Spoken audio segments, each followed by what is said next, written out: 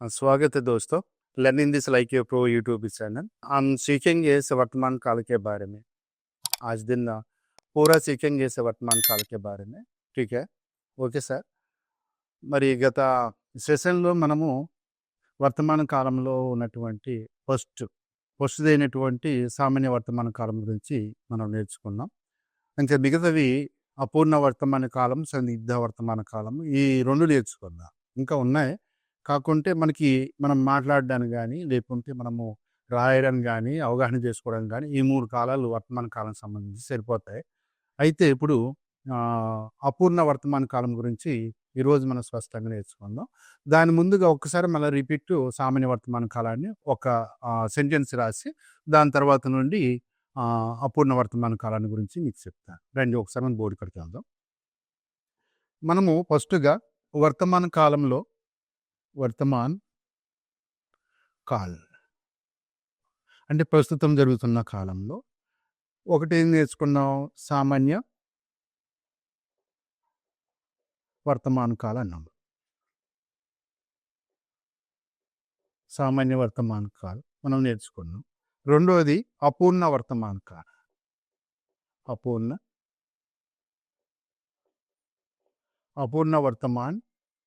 అపూర్ణ వర్తమాన కాల గురించి ఇప్పుడు ఈరోజు నేర్చుకుందాం.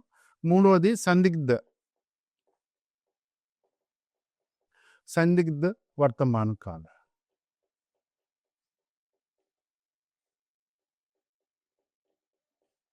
సందిగ్ధ వర్తమాన కాలం. ఈ 3 కాలాలు మన వర్తమాన కాలంలో నుండి నేర్చుకుంటే మనకు సరిపోతుంది. ఓకే. సామాన్య వర్తమాన కాలం అంటే మనం చెప్పాను ఆల్రెడీ, తా హై, తే హై, తీ హైతో అంతమవుతూ ఉంటాయి. అది సామాన్య వర్తమాన కాలం. అంటే ప్రస్తుతం జరుగుతూ ఉందన్నమాట. ఆడు తినుసు ఉన్నాడు అంటే ప్రస్తుతం జరుగుతూ ఉంది ఆ వర్క్ అనమాట. ప్రస్తుతం జరుగుతూ అంటే జరిగిందనమాట. జరుగుతూ అంటే జరిగింది. అయితే పూర్ణ వర్తమాన కాలం కూడా ఉంది. కాకుండా అది టెట్ డిఎస్సి వాళ్ళు చెప్పేటప్పుడు మనం చెప్తే ఒకసారి మాట్లాడుకుందాం. ఓకే. మనకి ఇందుట్లో సామాన్య వర్తమాన కాలంలో సంబంధించినటువంటిది ఒకటి మనకు రాస్తాను. ఒకటి ఫస్ట్ది రామ్ ఫల్ ఖాతా హై అని రాశారు కదండి. తా హైతో అంతమవుతుంది. తా హైతో అంతమవుతే సామాన్య వర్తమాన కాలం. బండ గుర్తుగా అంతే. 100% సామాన్య వర్తమాన కాలం. ఇంకే కాలం, ఈ మూడిట్లో ఏ కాలం కూడా కాదు. అపూర్ణ కాదు, సందిగ్ధ కూడా కాదు. మనకి ఇందుట్లో రకాలు అడిగితే ఒకవేళ ఈ విధంగా ఫ్రామ్, ఫల్, ఖాతా, హై అని ఇచ్చి ఇందుట్లో ఈ 3 రకాల్లో ఏ రకము అంటే ఫస్ట్ అన్నమాట సామాన్య వర్తమాన కాలం. దానికి బండ గుర్తు ఏంటంటే తా హై అనేటువంటి మనకి ఇందుట్లో కనబడుతుంది. మనం ఇప్పటివరకు నిన్న మనం మాట్లాడుకున్నది ఆల్రెడీ నిన్నటి బోర్డు కూడా ఇలానే ఉంచాను. చూడండి, ఇందుట్లో తా హై అనేటువంటిది ఇందుట్లో ఉంది. Okay right. అయితే ఇప్పుడు మనం ఏం చేయాలి అంటే అపూర్ణ వర్తమాన కాలానికి మళ్ళీ ఇందుట్లో మారిపోతుంది. చూడండి, ఇందుట్లో బోర్డు అపూర్ణ వర్తమాన కాలము ఇందుట్లో మరలా మారిపోతుంది. ఓకే. ఒకసారి దీన్ని మనం ఏం చేయాలి అంటే ఈ బోర్డు అంతా మళ్ళీ ఒకసారి నేను మీకు సరి చేసి చూపిస్తాను. Okay sir. మనము ఈ బాక్స్లో అపూర్ణ వర్తమాన కాలం సంబంధించినటువంటి ఒకసారి మీరు చూస్తుండగానే మీకు ఇందులో ఎక్స్ప్లెయిన్ చేద్దామని మళ్ళీ స్టార్ట్ చేస్తున్నాం. చూడండి, మై వచ్చిన తర్వాత పుంలింగ్లో మై వచ్చినప్పుడు అపూర్ణ వర్తమాన కాలంలో క్రియ ఎలా మారుతుందంటే, క్రియస్థానం కదండి. ఏకవచనంలో ఉంటే మై ఉంటే ఏమవుతుందంటే ధాతు, ఏదైనా సరే ధాతు ప్లస్ రహ. ఏంటండి? రహ.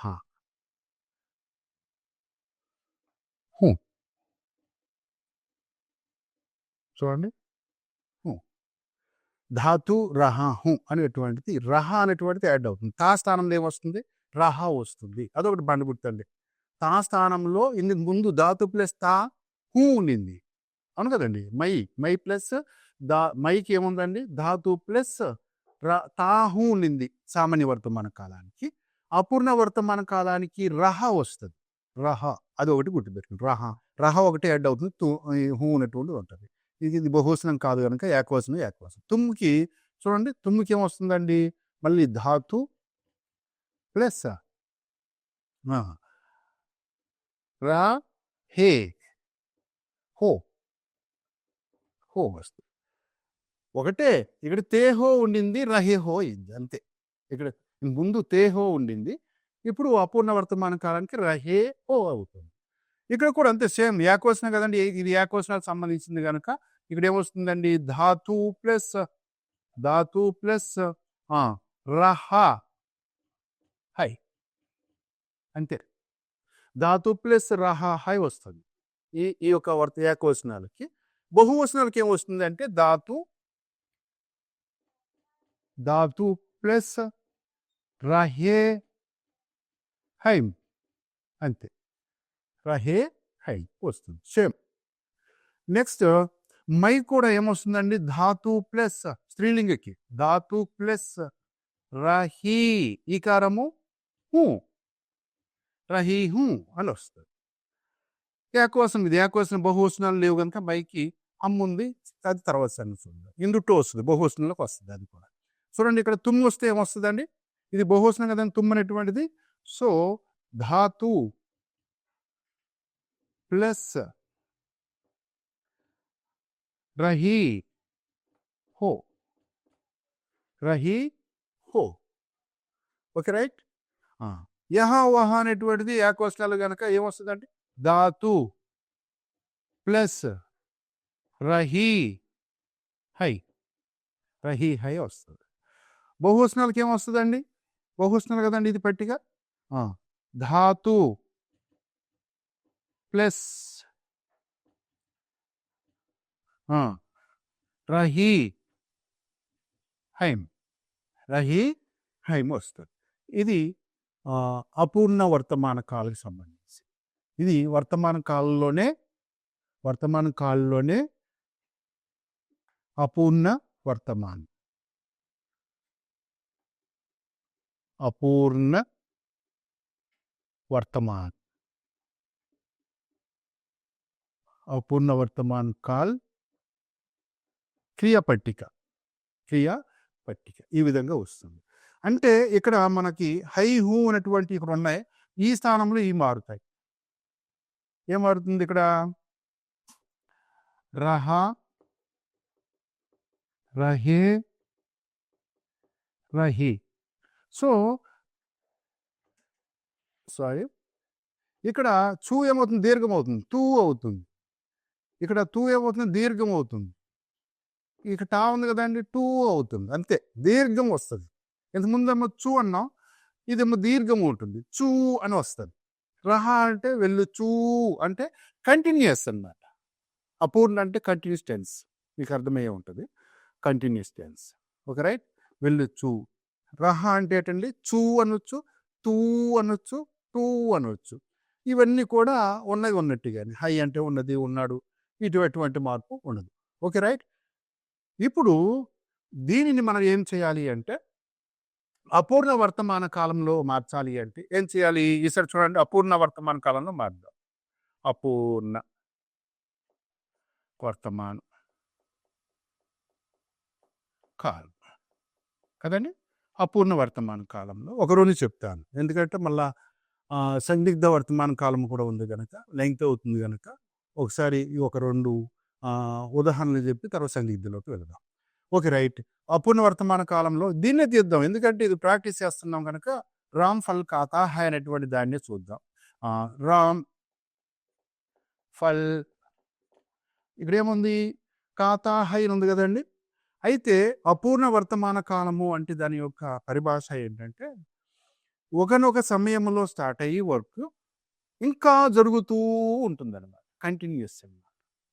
ఫర్ ఎగ్జాంపుల్, 1 గంట నుండి ఆయన పిల్లవాడు ఆడుతూ ఉన్నాడు అంటే ఇంకా ఆడుతూనే ఉన్నాడు, అది ఇంకా క్లోజ్ అవ్వలే, అంటే కంటిన్యూస్గా ఇంకా జరుగుతూనే ఉంది.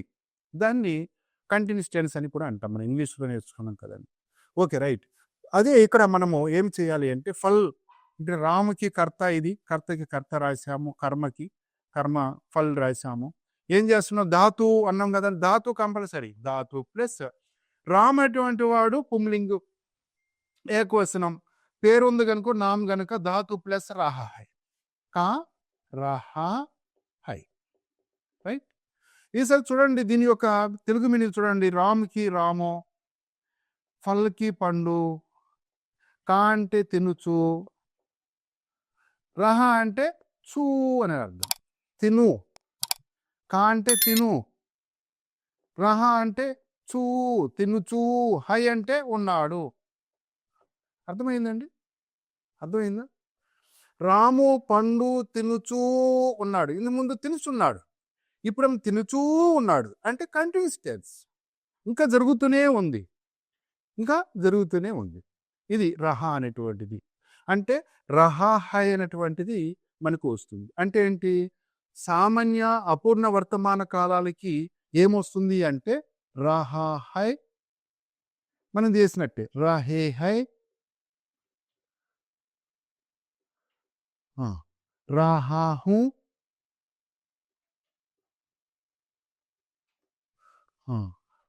రహే హో. ఇదంతా కూడా పుంలింగ సంబంధించింది. స్త్రీలింగం ఏమొస్తుందండి?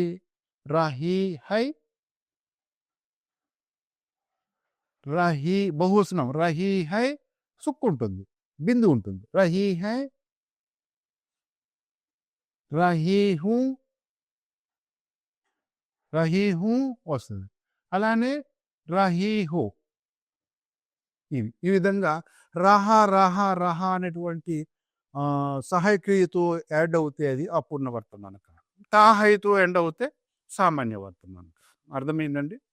తాహైతో ఎండ్ అవుతే సామాన్య వర్తమాన కాలము, రహాహైతో ఎండ్ అవుతే అపూర్ణ వర్తమాన కాలం. దాన్ని ఇంకొక పేరు మీద కూడా పిలుస్తారు, తాత్కాలిక వర్తమాన కాలం కూడా అంటారు. అపూర్ణ వర్తమాన కాలానికి ఇంకో పేరేంటి? తాత్కాలిక వర్తమాన కాలం. గుర్తుపెట్టుకొని తర్వాత మనది దాని గురించి నేర్చుకుందాం. ఆ మొత్తం వివరంగా తర్వాత టెట్ డిఎస్ వాళ్ళు చెప్పేటప్పుడు ఇంకా ఈజీగా మనం నేర్చుకుందాం. అలానే ఇందులో చూడండి, యాహా వాహాలు ఏదైనా సరే బహువచనం చూద్దాం. పేరే రాస్తాను, లడికే. లడికే అంటే బాలురు కదండి, బాలురు. బాలురు అంటే ఈ ఫల్లకి ఫల్లే రాద్దాము, ఫల్లకి ఫల్లే రాద్దాం కర్మ. అయితే బాలురు అనేటువంటిది లడికే అనేటువంటి లడ్కే అనేటువంటిది బాలురు. ఇది పుమ్మ స్త్రీయా? పుంలింగ్. బహువచనాలే ఎక్కువ వచనాలు. చూడండి ఏకారం ఉంది ఇక్కడ. ఏకారం ఉంటే ఇందాక నేను పర్టికులర్ ఇచ్చినట్టుగా ఏకారం ఉంటే అయ్యేటండి 100% 100% అది ఈ ఏటండి అవి పుంలింగ బహువచనాలే. ఏకారం ఉంటే మళ్ళీ ఒకసారి అది ఇక్కడ నేను పెడతాను ఒకసారి మళ్ళా, మోస్ట్ ఇంపార్టెంట్ కనుక. ఆకారం ఉంటే పుంలింగ ఏకవచనాలు, ఏకారం ఉంటే పుంలింగ బహువచనాలు. అలానే ఇక్కడ రాస్తాను, ఈ కారంతో ఉన్నటువంటివి కొన్ని ఉన్నాయి, బహువచనాలు కూడా ఈ కారంతోనే ఉంటాయి. హలందుతో ఉన్నటువంటి బహువచన పుంలింగులు ఉన్నాయి, బహువచనాలు కూడా హలంతే. ఇది కొంచెం గుర్తుపెట్టుకోండి. అలానే స్త్రీలింగతో ఉన్నటువంటి శబ్దాలు ఉన్నాయి 90%, బహువచనాలు అవ్వాలంటే యా. అర్థమైందండి? యా. అలానే ఆకారంతో ఉన్నటువంటి స్త్రీలింగ శబ్దాలు ఉన్నాయి, అవి బహువచనం అవ్వాలి అంటే ఏం, ఈ ఏంతో పెట్టాలి. అలానే హలంతుతో ఉన్నటువంటి స్త్రీలింగ శబ్దాలు ఉన్నాయి, దానికి బహువచనాలు అవ్వాలంటే ఏం. ఈ ఫార్ములా కూడా గుర్తుపెట్టుకోండి. గుర్తుపెట్టుకుంటే ఈజీగా మనము ఏకవచనాలు బహువచనాలు రాసేటప్పుడు మనకు గుర్తుంటుంది. ఓకే. లడికే అనేటువంటిది కాకి ఏకారం ఉంది కదండి, ఇదిగో ఏకారం. ఏకారం ఉంటే ఎక్కడైనా ఉందా? వీటికి ఏకారాలు లేవు. అంటే ఏకారం ఉంటే 100% పుంలింగ బహువచనాలే. సో ఒకవేళ లడికే అనేటువంటి ఈ పదానికి మీకు అర్థం తెలియకపోతే, లడికే అనేటువంటి ఈ పదానికి అర్థం తెలియకపోతే ఏకారం చూడండి, ఇది పుమ్మ స్త్రీ అనేటువంటి తెలిసిపోతుంది, పుంలింగ బహువచనం. సో దీనికి ధాతు ఏదండి? ఖా. అదిగో ఖా కదండి, ఖా. పుంలింగ బహువచనం గనక ఇప్పుడు ఏం చేయాలి? ఇదిగో ఈ బహువచనాలు ఇవి ఏవి అనేటువంటి ధాతు ప్లస్ రహి హై పెట్టాలి. కా ధాతు అయింది, కా రా హే హై సుక్క. చూడండి ఈ విధంగా మనము రాస్తే దాని యొక్క మీనింగ్ తెలుగులో చూద్దామా ఒకసారి? తెలుగులో వాటి మీనింగ్ ఏంటో ఒకసారి చూద్దామా? వాటి మీనింగ్, లడికే అంటే బాలురు, బాలురు, పండు. కా అంటే తిను, రహే అంటే చూ, హైమ్ అంటే ఉన్నారు. చూడండి, బాలురు పండు తినుచూ ఉన్నారు. వచ్చిందండి? ఫల్ లడికే ఫల్ కారాయి హే.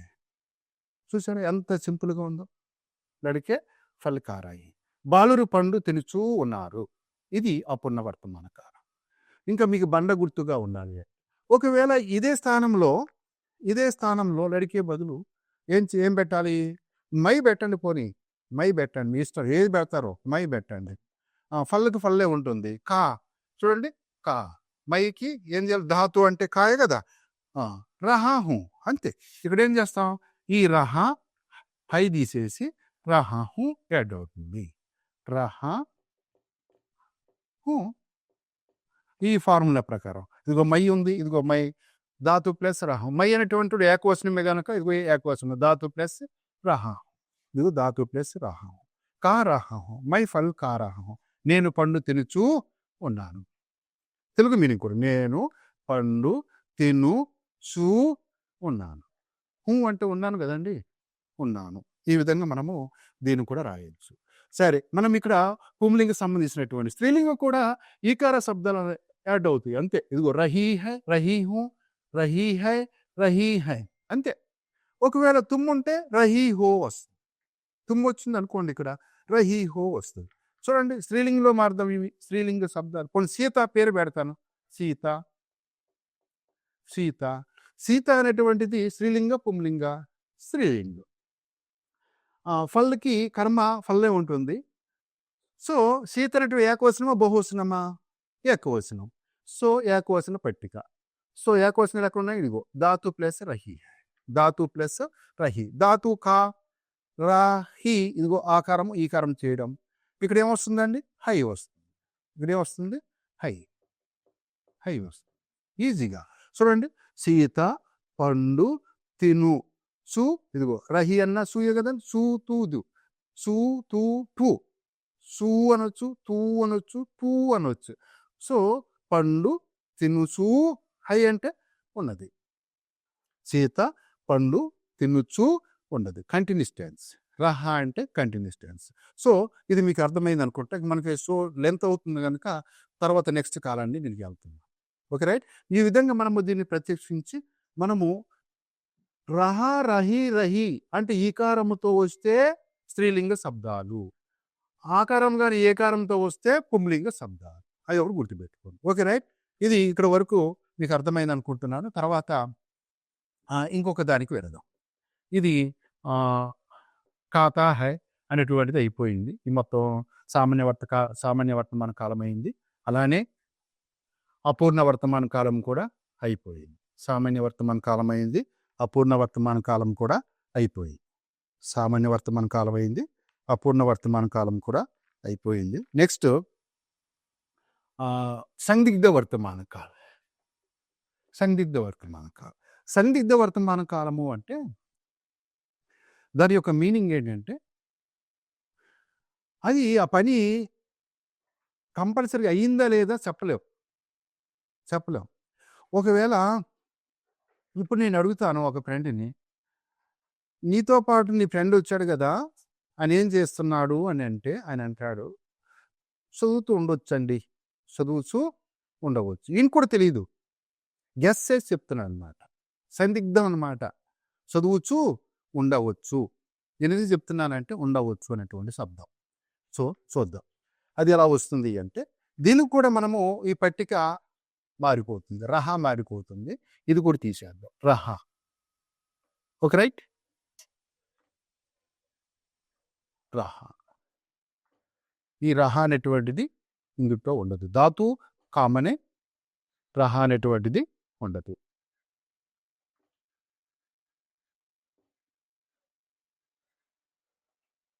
Okay right.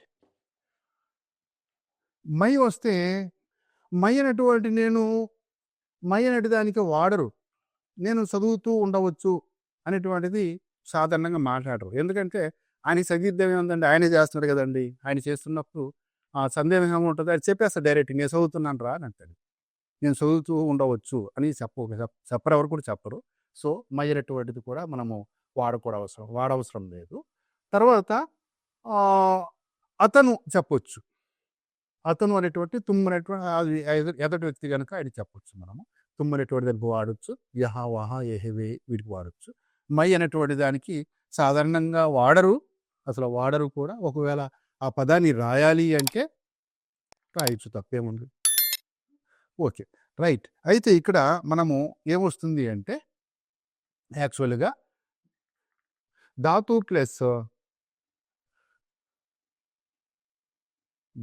ప్లస్ ఇక్కడ ఇంకోటి మీకు గుర్తు చేస్తున్నానండి. ఎక్కడ అంటే సామాన్య వర్తమాన కాలానికి సంబంధించిందే వస్తుంది. హై ఒకటి తీసేస్తాం. హై ఒకటి తీస్తాం. చూడండి ఇక్కడ ఏమంటాము అంటే ఇప్పుడు ఒక చూపిస్తాను. ఇది తా కదండి. అంటే ధాతు ఏదండి? కా. ప్లస్ సామాన్య వర్తమాన కాలానికి ఏదండి? ఒకవేళ సామాన్య వర్తమాన కాలం చెప్తాను. దాన్ని బట్టి కొంచెం చెప్తాను మీకు. రామ్, ఫల్, ఖాతా, హై కదండి. దీనికి ఏంటి? రాము, పండు, తిను, చు. ఇక్కడ వరకు వస్తుంది. ఇది తీసేస్తాం. హై ఒకటి ఇది హైడ్ని మనము రిమూవ్ చేస్తాము. ఖాతా వరకు కామన్గా వస్తుంది. అంటే సామాన్య వర్తమాన కాలంలో పట్టికలో ఉన్నటువంటిది మొత్తము ధాతు ప్లస్ తాహ వరకు వస్తుంది. ఈ హైర్ ఇటువంటిది ఉండదు. సో ఇక్కడ ఏమొస్తుందండి? ధాతు ప్లస్ తా. ఒకవేళ మై ఉంటే హుంగా అని వస్తుంది. సారీ, అసలు మైకి రాదండి. ఈ మై తీసేస్తాం. మైకి తీసేస్తేనే బెటర్. మళ్ళీ మీకు కన్ఫ్యూజ్ అవుతారు. ఇక్కడ ధాతు ఏకవచనానికి ఏమొస్తుందంటే ధాతు ప్లస్ హోగా. చూడండి, తా హోగా వస్తుంది. రైట్. ఇందుట్లో కూడా ధాతు ప్లస్ తే హోంగే వస్తుంది. రైట్. నెక్స్ట్ తుమ్ ధాతు ప్లస్ తి హోగి వస్తుంది. నెక్స్ట్ ఇక్కడ తుమ్ ఉంది కదండి. ధాతు ప్లస్ తే హోంగే వస్తుంది. అలానే హోంగి. ఇక్కడ కూడా బహువచనాలు కూడా సేమ్ వస్తుంది. ఏకవచనాలు కదండి. ధాతు ప్లస్ తి హోగి. ఇక్కడ ధాతు ప్లస్ స్త్రీలింగం కదండి. తి హోగి. ఇక్కడ కూడా ధాతు ప్లస్ తి హోగి. సేమ్. ఇదంతా కూడా సేమ్. హోంగి బహువచనం కదండి. హోంగి. రైట్. తుమ్ హోంగి. ఏవే తి హోంగి. స్త్రీలింగానికి మాత్రమే తి హోగి వస్తుంది. ఇది ఒక్కటే డిఫరెన్స్ అంతే. తి హోగి వస్తుంది. సో ఈసారి ఒకసారి రండి, మనము సందిగ్ధ వర్తమాన కాలంలో ఈ యొక్క పట్టిక ఆధారంగా మనము సామాన్య వర్తమాన కాలము ఉన్నట్టుగానే ఉంటుంది. హై అనేటువంటిది హెల్పింగ్ వెర్బు ఇందుట్లో తీసేస్తాం అన్నమాట. చూడండి. ఓకే. అయితే మనకి ఇప్పుడు ఏమి యాడ్ అయినాయండి? తా హోగా, తే హోగా. ఇవన్నీ కూడా మనం ముందు రాసినట్టుగా తా కానీ, తే కానీ, తీ కానీ, ఈ మూడిటికి అర్థం ఏంటండి? చూ, తూ, టు అని చెప్పాం. అయితే మళ్ళా ఇందుట్లో యాడ్ అయినటువంటి ఏంటి? హోగా,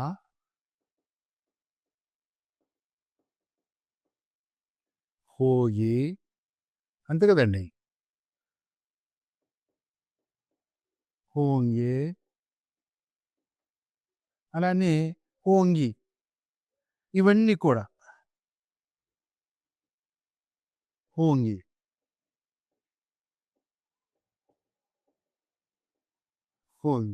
ఈ మూడిటికి అర్థం ఏంటంటే ఉండవచ్చు.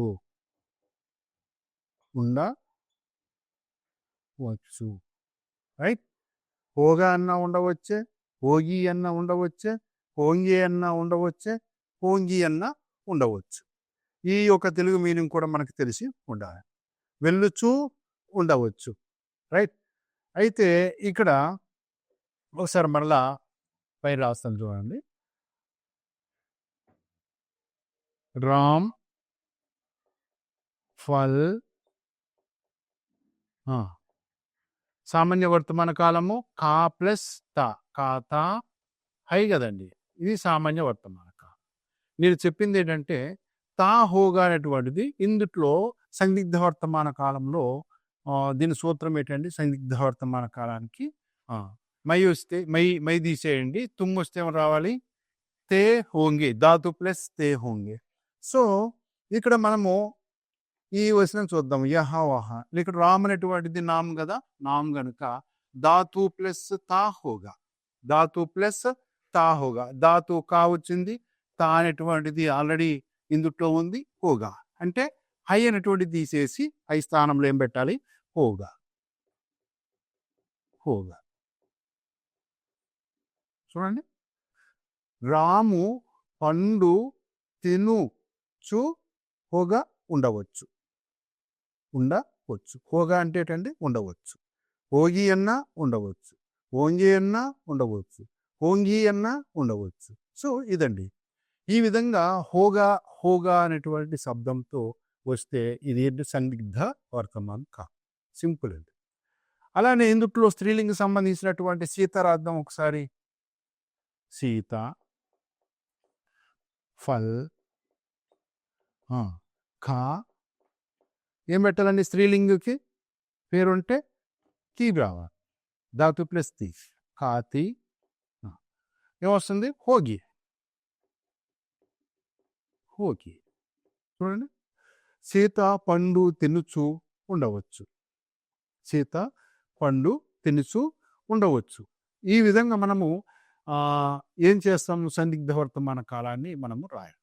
ఓకే సార్, ఇది మీకు అర్థమైంది అనుకుంటున్నాను. ఒకసారి ఒక సెంటెన్స్ని 3 కాలాల్లో ఒకసారి మనం మారుతాం. ఓకే. వేరే యొక్క వెర్బ్ పెట్టి మనం మారుతాం ఒకసారి. సరే. లడక అంటే బాలుడు,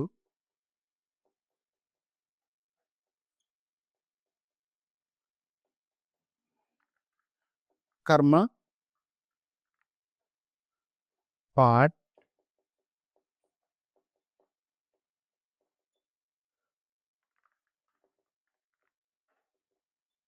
పడతా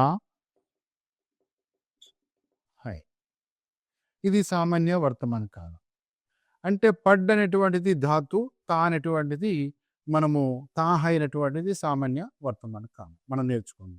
ఇందుట్లో మూలక ఏదండి? పడ్. పడ్న. పడ్న అంటే చదువు ట. ఈ టా తీస్తే నా తీసేస్తే పడ్ అంటే చదువు.